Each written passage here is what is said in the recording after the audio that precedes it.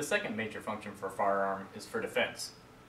Now, this is a very hotly debated issue, and it's one in which my decision is somewhat unpopular, but I have my logic and I wanted to discuss that in a little bit more detail. No doubt the best home defense weapon is your 12-gauge shotgun, and if not, people talking about AK-47s, AR-15s, those are very effective defense weapons in the home.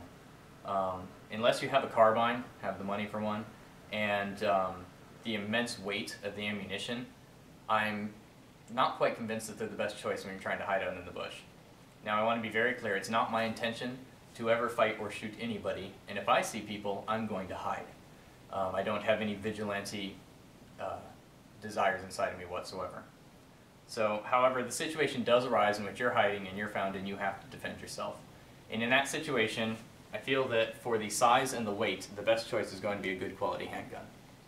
There are two major options when you're choosing one. You can go with a 9mm, as I did, or you can go with a 45.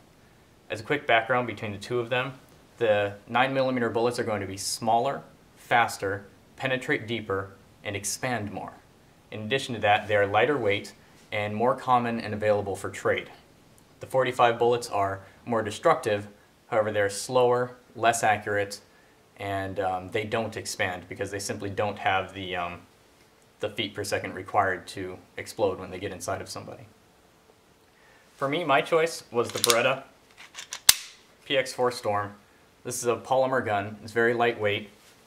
When it's loaded, it is perfectly balanced, and I've found that as I've gotten proficient with it, I've come to enjoy it greatly. For my ammunition choice, I've gone with Hornady's critical defense loads.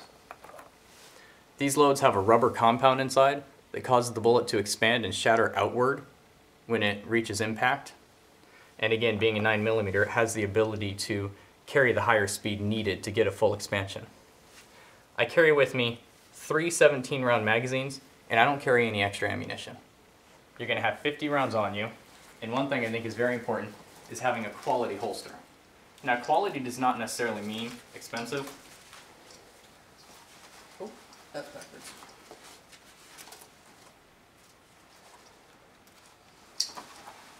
Quality does not necessarily mean expensive. Now, for me, this only costs about $30 at your local gun shop.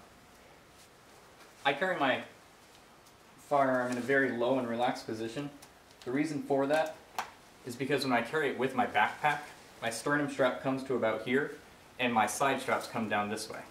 These carry very well. They have side straps here that are designed to go around your belt loops, hook back in for additional stability when you're running.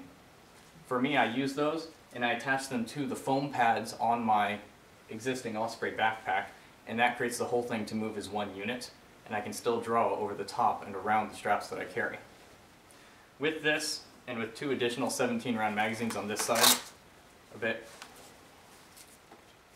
they drop quickly this way,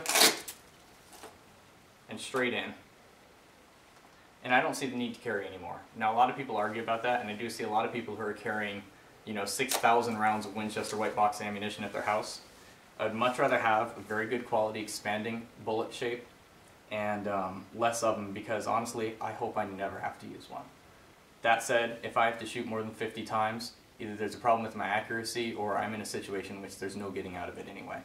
So for defense, small, lightweight, compact, easy to trade, and relatively affordable, I definitely recommend Beretta. The PX4 firearm has the rotating barrel, which absorbs some of the shock, allows a much more accurate lock on the target, and a quicker fire back due to the lower recoil. There are good arguments for the 45.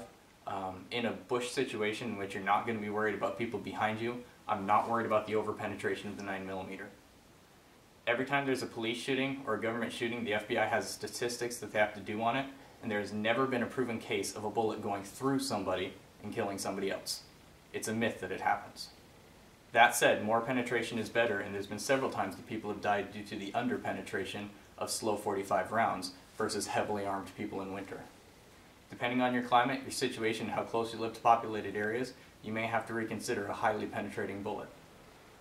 That said, these hollow points, when they get inside, when they hit a substance hard, such as bone or even a spleen or an internal organ, they're going to explode and lose a lot of their force that way. So unlike the Winchester white box, the cheap bell-nosed bullets, these are not going to have the blow-through effect.